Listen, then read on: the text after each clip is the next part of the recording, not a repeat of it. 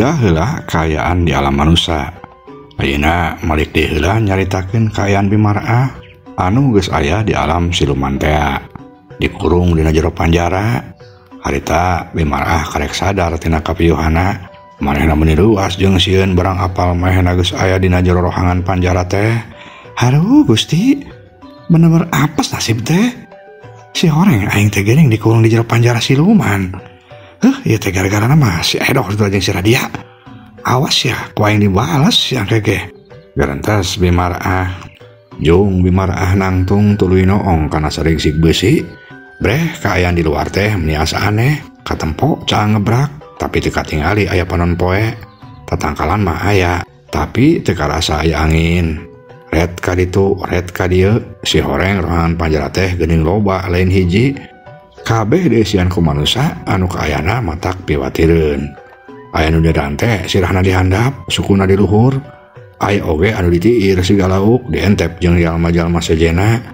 Aya oge anu dipake tatapakan. Bimarah mending abiri-gidig ngalenyap. Ih, eta jalma ditiir sigalauk bae. Itu aya anu dipake tatapakan oge. Boah nasib aing oge bakal kitu. Aing mah embung ulah sampai kos kitu. Tapi kumaha supaya aing bisa selamat keluar ti dieu. Gerentas Bimarah deui. Keur kitu kadenge aya nu geroan, sorana lalaunan pisan. Malah hampir bae teu kadenge. Mak, uing mak. Cek sora anu ngageroan Bimarah, anu si horeng si Ekek. Renjak Bimarah ngarenjak. Sada anu ngageroan aing, geuning sadana mah sora si Sutardi. Nya eta teh si Sutardi tah sakur gedengan aing ungkulnya. Gerentas Bimarah. Kur kitu kadenge deui si Ekek ngageroan. Mak, kadieu mak. Ieu uing di dieu. Cek si Ekek deui. Benar teu salah eta masih Sutardi. Gerentas Bimarah deui bari red lalaunan ngareret ka palebah datangna sora. Mana breh teh bener si Ekek. Bimarah meuni bungah ka cida. Sutardi, geuning bener eta teh maneh. Cek Bimarah, bungah-bungahna ngomongna rada tarik. Atuh si Ekek teh meuni ruas. Lantaran sieun ngagareuwahkeun siluman anu purah jaga. Si Ekek langsung mere isyarat ku curugna. Ulah tarik teuing mah ngomongna. Bisi kadengen ku siluman. Cek si Ekek, Bimarah unggek tuluy nyamperkeun lalaunan rada keketepan. Syukur teuing Sutardi bisa papanggih di jeung mah. Aras mah teh tadina mah geus putus harapan. Disangka teh moal bisa papanggih di jeung maneh. Tudak nu kituna mah gara-gara nama si Radia jeung si Edoh anu kurang ajar. Geus sembakeun maneh ka siluman. Cek Bimarah ngomongna rada harewasan ayeuna mah. Uing mah teh disebakeun ku Radia jeung Ambu Edoh ieu mah. Ari geus. Nah, maneh bisa di dia tuh mun teh disebakeun ku si Radia jeung si Edoh mah. Ari uing mah kayang sorangan mah. Uing mah ngajak ka dieu teh. Nuturkeun siluman ka dina ge. Antara uing mah hayang bebaskeun jelas maya. Bimarah ngahulang ngadenge kitu teh. Aya seueulna oge manehna teh. Ari maneh kok zaman habis ya Sutardi. Nanaan maneh hayang ngabebaskeun si Lasmaya sagala. Boloho maneh mah. Sarua bejeng nyerahkeun maneh atuh. Cek Bimarah Maido. Atuh da uing nabogo pisan ka nyelasna mah. Geus tenang bae mah, geus tenang bae. Uing mah pasti bisa bebas deui mah. Pasti bisa balik deui ka alam manusia. Kumarek balik deui ka alam manusia na sia Sutardi. Kapan itu jeleun ngajagana oge mata kapikasieun. Komo itu jalma-jalma ditiiran kitu siga bae sato. Geus mama tenang bae mah. Kapan ari manusia teh boga uteuk mah. Bisa mikir. Ari maranehna mah ngasa ukur awak bae gede jeung pikasieun. Geus ayeuna mah mau ge sarua kudu nggunakeun uteuk mah kos uing. Ami bisa bebas deui ka alam manusia. Cek si Ekek. Bari tuluy katempo ngangsrod lalaunan ngajauhan ti eta tempat. Lantaran katempo aya saurang siluman anu nyamperkeun ka eta rohangan. Nompok itu Bimarah oge mending ngarenjag reuas. Ari makhluk siluman anu nyamperkeun harita geus nangtung di hareupeun Bimarah. Syukur euy maneh beri ka manusia ari sadar mah. Ayeuna andika kudu ngadeus ka Kanjeng Prabu. Cek eta siluman. Bimarah maneh kitu teh reuas. Cek pikirna. Buah-buah manehna digeruan ku raja teh rek dihukum seperti manusia-manusia sejen anu dijieun tatapakan atawa tembok wangunan. Tapi Bimarah teh tuluy mah inget kana pepatah si Ekek, yen ari manusia mah boga uteuk bisa dipake neangan akal pikeun nyalametkeun diri. Pok Bimarah teh nembalan jeung katempona siga anu teu sieun. Rek naha barina oge make ngageruan kami sagala, bejakeun ka raja maneh. Mun rek aya perlu mah ka dieu kitu. Cek Bimarah siga anu wanian. Padahal nah teh mah menika ketegaan sieun. Sia kalah ngalawan, hayang dituduh buleun sia ku aing. Cek eta siluman bari molotot. Ari siana wani kitu neri bulit ka aing. Sok sia ari wani mah. Bimarah kalah nang tangan. Siluman beuki ambak ngadenge kitu teh. Lamun teu sieun ku Prabu Durakumala mah meureun geus hayang ngarakep bae eta siluman teh ka Bimarah. Tapi mahena sieun diambek ku raja lantaran manehna geus apal lamun Bimarah teh dibawa ka dinya ngan saukur rek dititah jadi juru masak. Sia kalah nang tangan. Lamun aing teh sieun ku raja dihakan atas sia ku aing. Heueuh mana oge sia ulah wani-wani kasar ka aing sia ari sieun ku raja kaneh mah. Cek Bimarah kalah kabeuki wani ngomongna. Siluman geus teu deikeun di adu carita jeung Bimarah. Tuluy bae mahena muka pantep panjara pok ngomong deui ka Bimarah.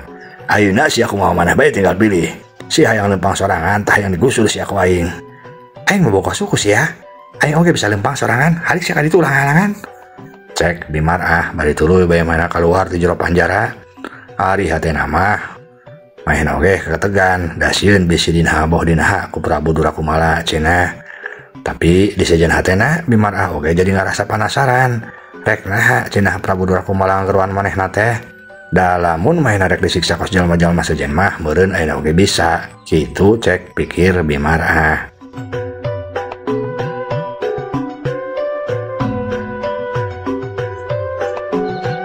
Bimarah terus lempang dikawal ku siluman anu tadi tekung sidila. Bimarah geus aya di jero karaton.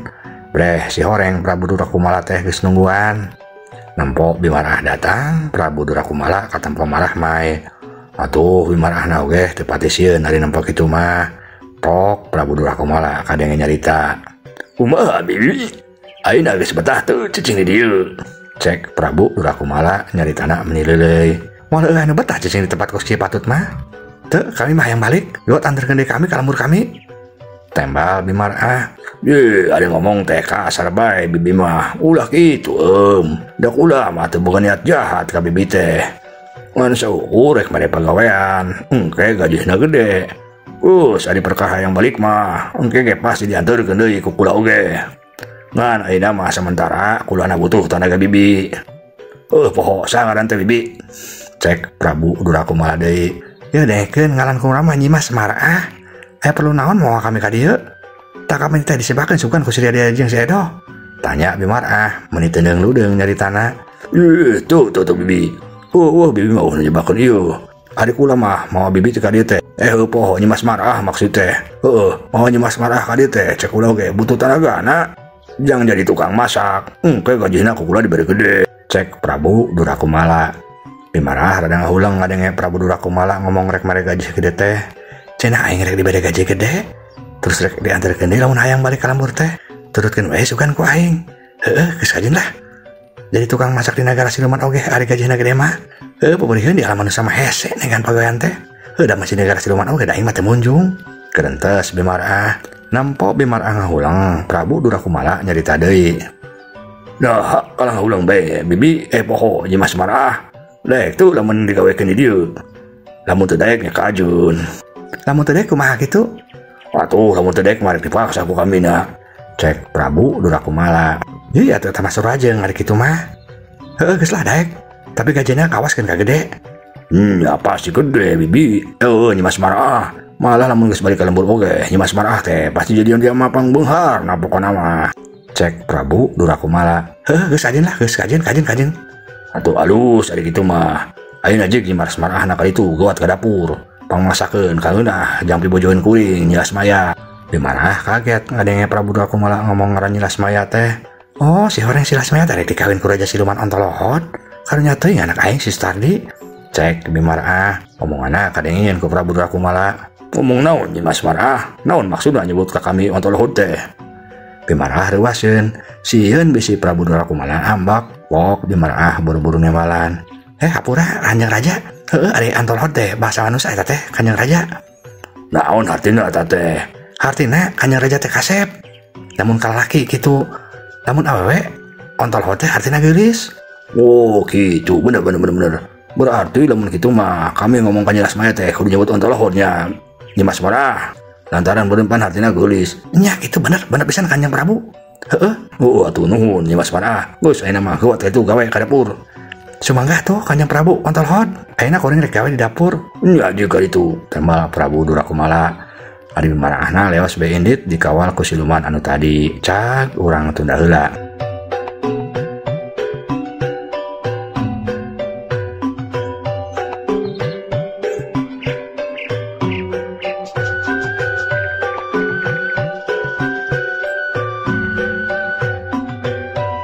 pangapunten kasadayana. Sapertos biasa saat acara dongeng dilajengkeun pribados bade kintun-kintun heula salam. Kanutos komen di acara dongeng Sunda gara-gara salah wadal bagian ka-37. Kapiatur salam kanu kahiji ka Ibu Mariati. Hatur nuhun pantos ngarojong channel Budaya Sunda Panidengan. Saterasna Teh Eva Siti Habibah di Kuningan Palekidul. Hatur nuhun. Teh Emi Suhaimi oge di Kuningan Paliwetan. Hatur nuhun. Kang Mariana Yana Channel. Hatur nuhun. Kang Haji Pahru di Serpong. Hatur nuhun. Nyai Kuncen ake kuncen ya kuncen BSP. Teh Nia Kurniasih sareng Kang Arif Inaura teh. Hatur nuhun. Ngarojong teras channel Budaya Sunda Panidengan ti kawit awal. Teh Wiwin di Taiwan. Hatur nuhun.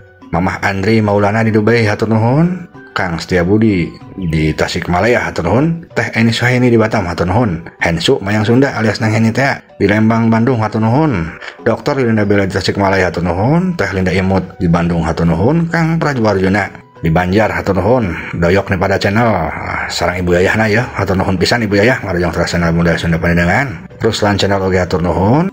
Kang Eki Ginanjar di Bandung. Hatur nuhun. Kang Eka Bang Mangkamajaya di Balendah Bandung. Hatur nuhun. Si Hartati di Purwakarta. Hatur nuhun. Teh Suhyati M. Hatur nuhun. Teh Is Juliani. Hatur nuhun. Teh Tami Malihah di Ciamis. Hatur nuhun. Teh Luna Irma Rusdianti di Bandung. Anu aya ngalinggih di Singapura. Hatur nuhun. Kang Hari Ismail. Hatur nuhun. Kang Gugun Gunawan oge di Soreang Bandung. Hatur nuhun. Tri Andrianli di Taiwan. Hatur nuhun. Mahdian di Pasir Bandung oge teu kakantun. Kitu deui Ibu Osi. Hatur nuhun. Ade Melandri di Bandung. Hatur nuhun. Kang Iwang Maulana di Karawang. Hatur nuhun. Teh Aah Taylor di Cimindi Kecamatan Sindang Agung. Hatur nuhun. Teh Sari Rosyati di Dago. Hatur nuhun. Mang Tatang teh di Tasikmalaya. Hatur nuhun. Teh Eti Nurhayati di Taiwan teh kakantun. Hatur nuhun. Gurnita Harisbaya di Cikampek. Hatur nuhun. Rain Hujan Channel ya di Majalengka. Salam kapun anak sauna teh wilajeng lebaran minal aidin wal faidin. Hatur nuhun Kang Rain Hujan. Oke Kang Ajin Muhajin di Cileunyi. Hatur nuhun. Kitu deui Mang Goler. Hatur nuhun. Mudah-mudahan sadayana dina ginanjar kaulajengan mangga dongeng urang teraskeun deui.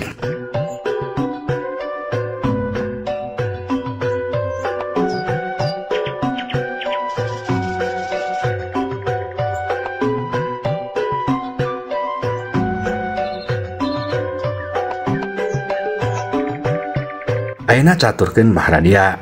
Harita mahena mah geus anjog ka imahna, luak liuk neangan Ambu Edo, tapi can keneh anjog. Mbah Radia hatena jadi ngarasa melang. Aduh, kamana heula tadi si Ambu? Ampun boga pamajikan teh aing mah, can pernah teuing beri kabungahan ka aing teh. Aduh ampun aing mah.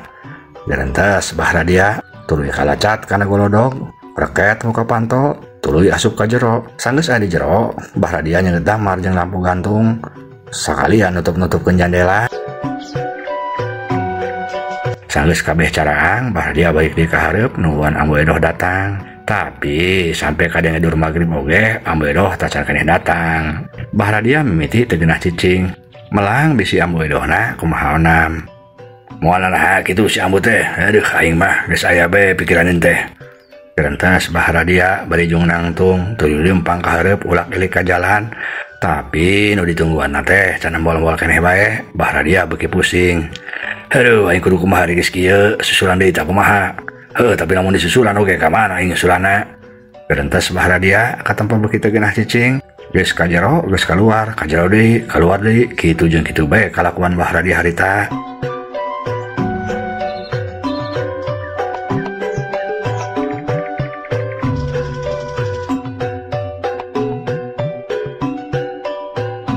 Ari Ambu Edohna anu ditunggana masih keneh kelempang di jalan.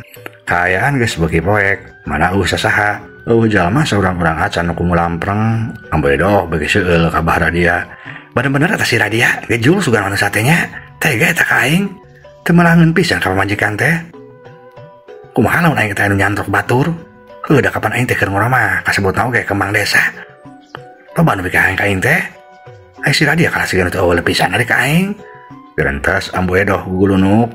Keur kitu teu sadar di cetokangan manehna teh aya nu ngableg-beg hideung nuturkeun Ambu Edoh. Si Horeng eta teh patih kalageni anu meunang tugas di Prabu Durakumala teh pikeun nalung teh kaayaan di alam manusia. Nya maksudna mah supaya manehna nyaho kumaha adat kabiasaan manusia lamun aya lalaki rek ngalamar ka awewe. Kitu tugasna teh lantaran Prabu Durakumala teh hayang ngalamar ka Nyi Lasmaya. Sampai ke harita patih kalageni bingung kumaha carana nalungtik anu kos kitu cenah. aing bingung kumaha carana ngalun ti kebiasaan manusia anu rek alaman awewe teh. Aduh aing mah nah aku aing ditanyakeun bae sugan. Heulah mumpung aya bekang manusia di dieu nu kelempang sorangan. Gerentas patih kala geni manehna teh apal lamun ambe odoh anu kadituturkeun teh. Padahal mah eta teh indungna nyilas maya anu ayeuna dipegayang ku manehna jeung ku Prabu Durakumala. Patih kala geni lempangna beki ngadeuketan ka Ambu Edoh. Tapi Canwani ari rek nemongkeun wujudna mah lantaran bisi Ambu Edohna ngarasa soak anu tungtungna manehna moal bisa nayakeun. Malah meureun bakal kabur. Kitu cek pikiran patih kala geni teh. Tapi kudu kumaha aing nanyakeun ka ieu manusia. Nah kudu nemongkeun wujud aya bae sugan tak kumaha ieu teh. Tapi lamun aing nemongkeun terus main asieun, meureun boro-boro bisa ngajawab, malah soak nu aya mah. Gerentas patih kala geni deui, ari Ambu Edohna katampeung pang beki ngincik. Pras asup ka jalan pilemburan, leok mengkol ka kenca, kapal bahareupeun imah palbe randag Ambu Edoh randag eureun. Geus deukeut padahal main teh sakadeng deui anjo ka imah. Tapi ieu teh kara salilis kieu, jeung aing teh hanang pisan ongkoh teu kuat hayang nginum. Mampir heula sugan ka palebenya. Heueuh mileureun heula bari mantang nginum gitu maksudna mah. Tapi da ieu teh geus burit. Era meureun nya namun aing mampir heula teh. Gerentas Ambu Edoh nya ngomong sorangan dijawab ku sorangan. Ari di tukangeuna teu jauh ti manehna patih kala geni masih keneh nuturkeun barang nempok Ambu Edoh ngarandag main oge ilu ngarandag. Ya aing teh mending nemongan bae lah. Udah segena mah teh geus asup ka pilemburan manusia. Lamun dina nyatana mah nasieun oge pasti ditulungan ku baturna. Gerentas patih kala geni bari tuluy ngajeleg-jeleg mahna nemongkeun wujud di hareupeun Ambu Edoh. Ampura bibi punten nun. Cek patih kala geni nanya ka Ambu Edoh teh bari jeung rarasaan mahna mah sopan pisan. Tapi Ambu Edoh anu keur ngajanteng nangtung keneh teh tangtungna bae meuneuwas. Masih sakitu sopan oge. Lantaran patih kala geni teh ngawujudna menipikasieun. Cerit Ambu Edoh teh ngajerit bari lumpat ka imah palbe. Tulung, aya jurig tulung, palbe tulung. Cek Ambu Edoh bari lumpat ka imah palbe, kalacat naik kana golodog. Tuluy gura-gero ngagedoran panto menit tarik pisan. Palbe buka pantona palbe tulung eta aya jurig. Cek Ambu Edoh bari gudar-gedor kana panto imah palbe.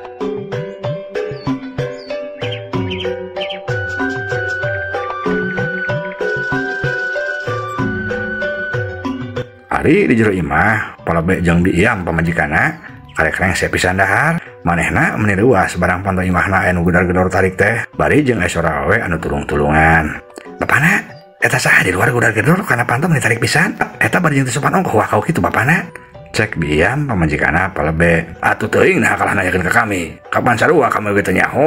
Tembal palebe. Atuh ieu ka ditu buka pantona bisi rujat di gudar-gedor kitu mah. Geus kumaneh bae ka ditu. Ieu kami encokna keur datang, keur kumat. Jadi sukuna oge dipake lempang teh. Tembal palebe deui mere alasan. Padahal mah mahena teh kitu teh kulantaran sieun da keur usum beja perkara siluman teh anu dibuhit ku Bah Radia. Ji kalah malik nitah mahena mah. Liwat ieu ka ditu bisi rujat pantona. Ye, kapan cek kami ge? Kami na jadi suku. Geus kumaneh bae ka ditu buka pantona. Kami oge teu wani. Kumaha lamun eta jurig lain manusia. Atuh sarua kami oge pugus sieun. Kumaha lamun mata teh benda jurig atawa siluman urang neangan wadal. Kapan meureun kami teh kana dibawa ka nagara siluman. Sok coba maneh kumaha lamun kami dibawa ka nagara siluman. Mane teh meureun jadi rangda. Lamun kawin deui oge mending mun aya dekeun mah. Tembal palebe ngomongna kalah ngacamplung teu pugu. Atuh bilbe teh meuni seueuh. Oh lamun kitu mah berarti maneh teh rek marapkeun kami ka siluman. Jadi kami nu kudu paehna. Sarua bae jumanta masih maneh oge. Moal payu ieu ka awewe lamun kami paeh teh. Cek bilbe. Tungtung nama boro-boro anu mau kapanto maranehna kalah jadi parasea. Ari Ambu Edohna gedar-gedor deui beuki tarik. Tungtung mah brak panto teh rujad muka. An waktosna seep ieu dongeng karangan pribados Kang Abun Burhanuddin hapunten kakiranganna. Mugia katampi kalayan kabingahan. Assalamualaikum warahmatullahi wabarakatuh.